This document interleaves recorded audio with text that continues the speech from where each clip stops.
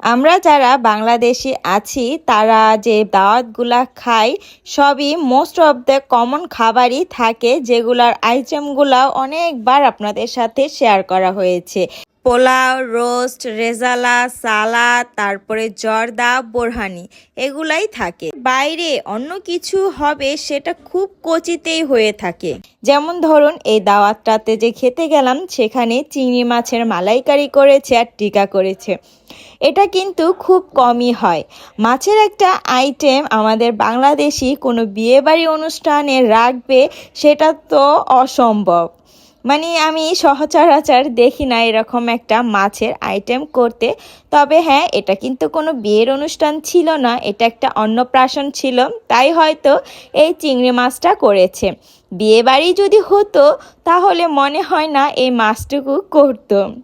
কেন জানি না এরকমটা হয়। তবে আমি যতবার ইন্ডিয়ায় গিয়েছি বা দাওয়াত খেয়েছি খুব কমই খেয়েছি, তবে যতটুকুই খেয়েছি তারা না মাছের আইটেমগুলো করে, সেটা না আমার বেশ ভালো লাগে। আমাদের যে ইন্ডিয়ায় শ্বশুরবাড়ির আত্মীয় স্বজন আছে বা আমার যে ভাগ্নের বিয়ে খেতে গিয়েছিলাম সেখানেও না ভালোই ছিল। এই গতানুগত সেই আইটেমগুলো থাকে না, একটু চেঞ্জ থাকে, যেটা খেতে কিন্তু ভালোই লাগে। আর এখানে খাসির মাংসটা খুব ভালো সফট হয়েছে, খেতে খুবই ভালো লেগেছে। আর এই দাওয়াতে মানে সবগুলা খাবার এত ভালো লেগেছে যে আমার প্লেট একদম ক্লিন। সব সময় কিন্তু এরকম ক্লিন আমার প্লেট থাকে না, কিছু না কিছু খাবার নষ্ট হয়।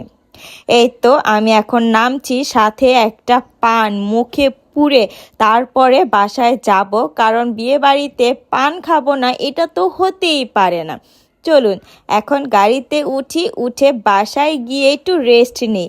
এই দাওয়াত খেতে আসবো এটার জন্য সকাল থেকে যে কি সাজু গুজু প্রিপারেশন নিলাম, মানে একটা তোড়ঝোড় একটা চলে।